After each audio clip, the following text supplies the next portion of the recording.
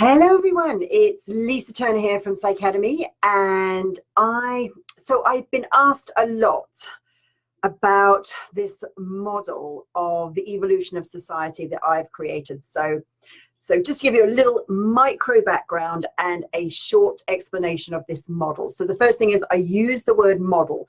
I'm an engineer and mathematician. I have a PhD in aeroacoustics, mathematical modeling. So what I do is I spot patterns in the chaos. And what I've done is I've spotted this pattern, which seems to explain exactly how we've got where we are and give a prediction for what's coming up. And the reason I can be reasonably confident in the prediction is because what's happening right now is stuff that I predicted around 10 years ago when I first developed this model. So this isn't, so the model is holding true, basically. So I say the word model because nothing I say is the truth. It's an explanation of what's going on. And this is very different from a lot of kind of spiritual disciplines and spiritual kind of culty, dogmatic things. And it's also the way a lot of philosophers come at things. It's like, well, and it's the way engineers and mathematicians come at things. You know, most major breakthroughs in science don't start with people often think of this, Eureka, I've found some big solution. And actually they start with that's funny. So here's that's funny. What's going on here? So the first thing I say is that effectiveness is the measure of truth. And as I said, this model seems to be holding true so far. And so what this model does is it's based on the activation or awakening or activation of chakras of society. Now, those of you who are not spiritual and don't like chakras, hold your horses. Chakras are just a model. They're a construct that we can use so they're not real, but we can use them as a basis for explanation. When I first was exploring chakras, I spoke to a medical doctor, and he said that every single chakra corresponded to a ductless gland on the physical body, and the physical attributes of that chakra corresponded very, very closely, not to say identically, to the ductless gland. So first of all, nothing I say is the truth. It's a model. What chakras give us is an idea, a concept, a construct that can help us understand what's going on. So first of all, what is a chakra? So it's an energy center. They're not real, as in they don't exist. And by the way, like as a mathematician, we use stuff that's not real all the time. So for example, square root of -1 or I, complex numbers. We use complex numbers. The computer that you're watching this on only works because we use a branch of mathematics that involves complex numbers. So it's the square root of -1, which doesn't exist. So basically, we don't exist. We're not communicating other than in your own mind, or we do, and we can just use it as a model. So they're not real, as in they don't physically exist, but they are associated with, each chakra is associated with an area of the body, behaviors, qualities, emotions, and I'm just looking at my notes here, and experiences. So behaviors, experiences, emotions. So let's go back about 100 years. So at the beginning of the last century, the population of the West, now this model holds true mostly for the Western world. It sort of applies to what went on in the Far East and in South America, but in a slightly different time trajectory. That's one, and the reason I haven't applied that is I just don't know the history so well. So I've worked with a historian on this, and it holds true, but I don't know the history of those other countries as well. And yes, I'm working on it with my with other tame historians from those countries. So, oh my goodness, things are going ping pong. What's going on? Oh, I'll just ignore that. Okay, so the beginning of the last century, the world had been the Western world. So this is Europe, Britain, North America had been, and Japan and Australia. There was huge upheaval as a result of 2 world wars and a massive recession. So people didn't have enough food to eat. They didn't have anywhere to live. And as a society, there was a great demand for food and housing. And we got it. We got mass-produced food, mechanized agriculture, and we got council housing, we got the NHS, we got social security. This happened. So this is the base chakra of society opening, which is about security, structure, and survival. Then we had a time of relative kind of stability, but it was very restrictive, very conformist. You had to behave, you had to follow the rules, and it was very, very restrictive. People started to wanted a bit more freedom.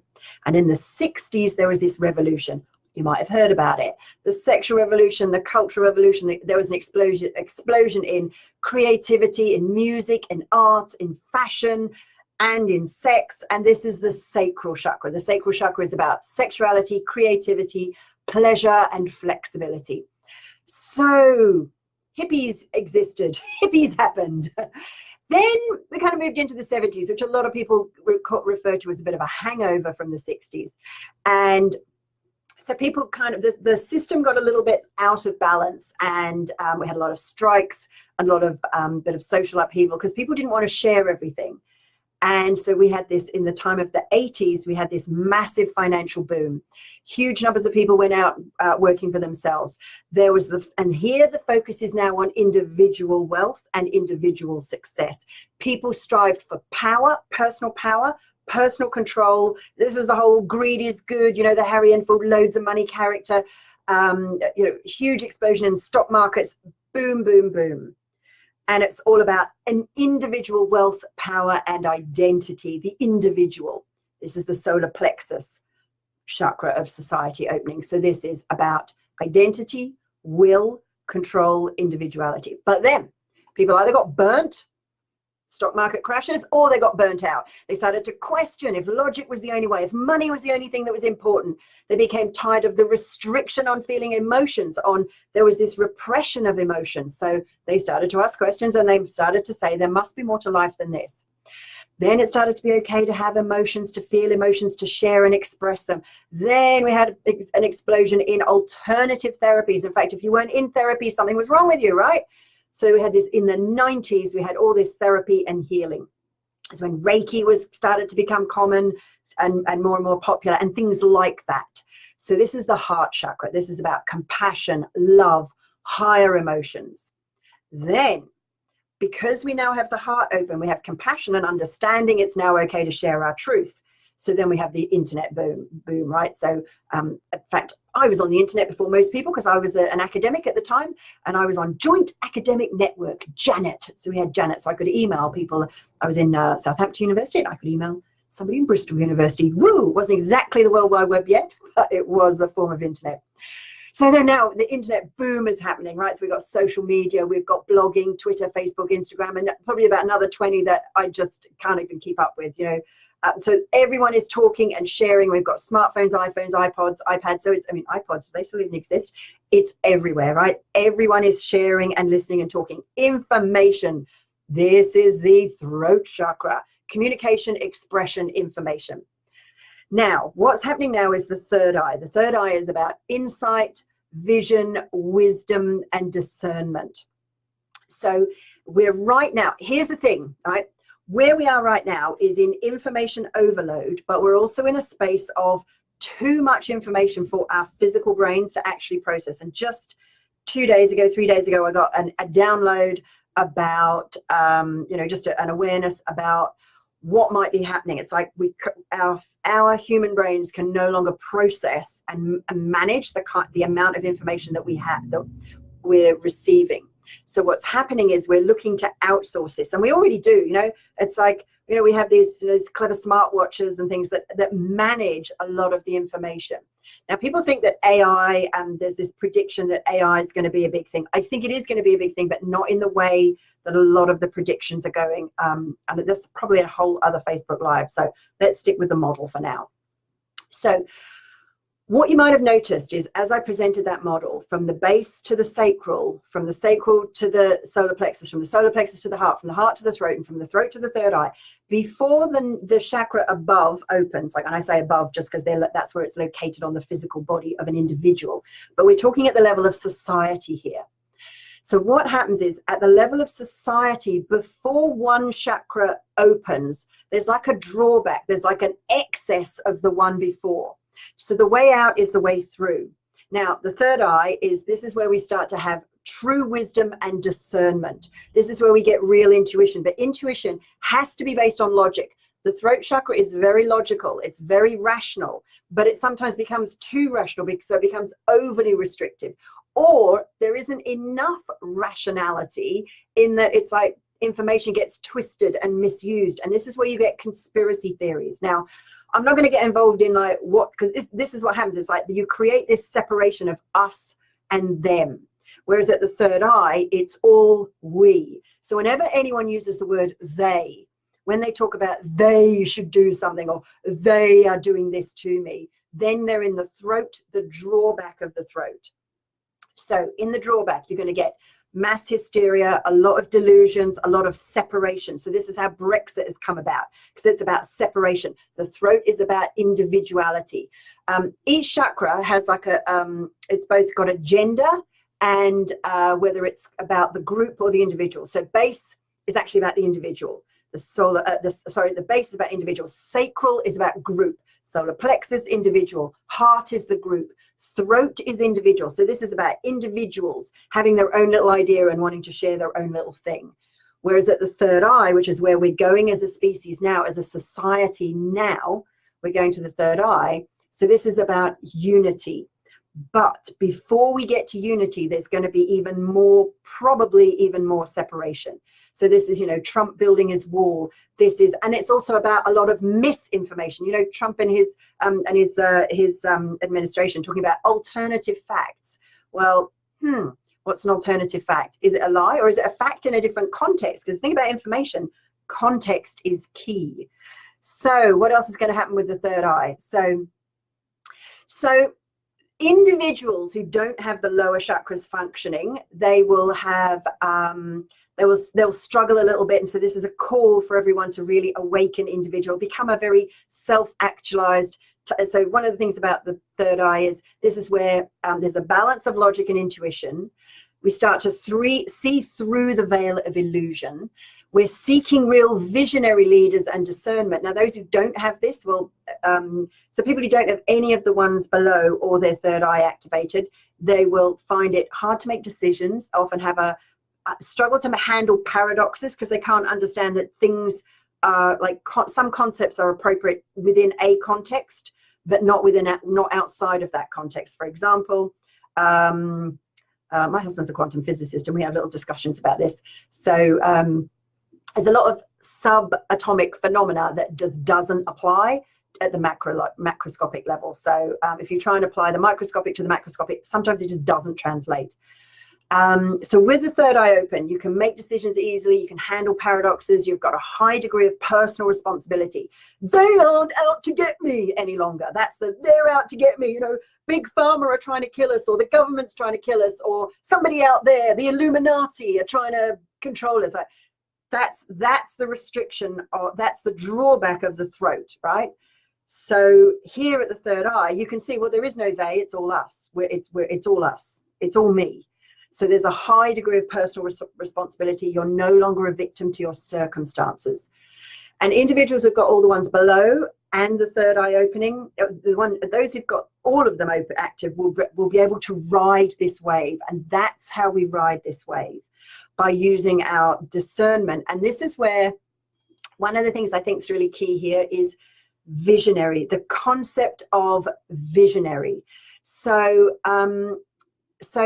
a lot of the things that are happening right now. So let's look at Brexit. So we've got so again, Brexit is a symptom of the throat chakra wanting to be separate, wanting to be on our own. So I'm not judging it as right or wrong. Some people say Brexit's bad. Some people say it's good. Either way, it could be great. But here's the problem with it, and I'll use that word, because what's happening is people are like, so Brexit is about being away from Europe, right? Now notice that it's about not being in Europe versus like, where are we actually going to? Like the deal that's being presented, the things that are happening, it's all about like, well, here we are, we've got a deal where we're not in Europe. but there aren't any real, like, we're going to do this, or we're going to do that, or we're going to build this, and the world's going to look like that. So my invitation now to start riding these waves is to start thinking about your vision for how you want our society to be, and get really specific, because a lot of people do the whole, oh, I think we should all just love each other and be really nice. And it's like, yeah, okay, so how do we live? How do we parent? How does money work? So one of the things with this, in fact, it's probably a whole other live, but there's this idea of being a highly evolved individual, highly evolved being, or what I call a conscious leader. So I'm going to give you what I think are, I've got 12 concepts for a conscious leader. So the first is they experience unity. They are aware that we are one.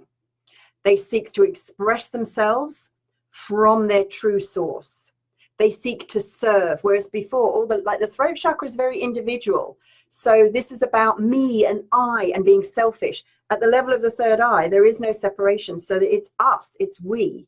So they seek to serve, knowing that when they serve another, they're serving themselves. They always speak the truth. They do what they say. They keep their word. They say what they do and they do what they say. They embrace the principle of custodianship rather than ownership. And this is going to be true of land, of money, of lots and lots of things. Oh, lots of likes and things happening. They always aim to never harm another sentient being. They don't compete except with themselves to be better than they were, and rather they collaborate with each other. And they are aware that they need nothing because there is no separation, because anything they need, they could have instantly. Now, I know that's a bit of a stretch, but they get to this place of real security, knowing that if they needed anything, they could just take some action, you know, and deliver some value because they seek to serve, and they get what they need. They express unconditional love, which doesn't mean being nice to everyone, because sometimes that's almost like a conditional love. It's like, oh, I have to be nice to everyone, and I'm only loving if I'm being nice. Like, the unconditional love is like also having good boundaries. And they also seek to evolve consciously, to know and to become and to express greater.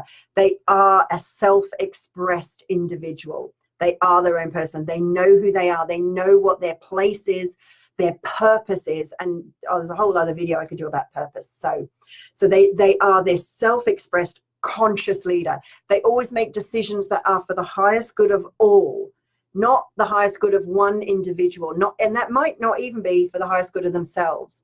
And this is where you get this, because I've been teaching and working and training in the spiritual community for a long time, and often people think of, as being spiritual is being nice and giving away everything.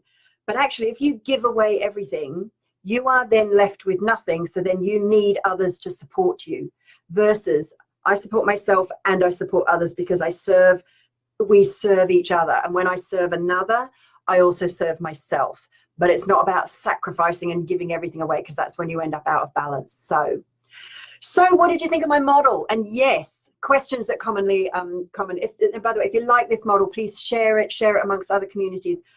I think this is a really powerful model, and there's a lot more. In fact, this is I've been invited to submit a book proposal to publish a book on this. So if you like this, if you're interested in this, let me know. Join my mailing list. Go and look at psycademy.co.uk. I'll post a link in the little comments. If you like this, like it. If you think that other people would benefit from knowing this, do please share it. Share it in other groups. Feel free. This information is free. So where we are now is exactly where we need to be. The way out is the way through. It's not about going backwards any longer. You cannot go back to the past, to the base chakra, to the sacral, the heart, the third, the solar plexus. The way out is the way through. So the way through is, so here's the real paradox, right?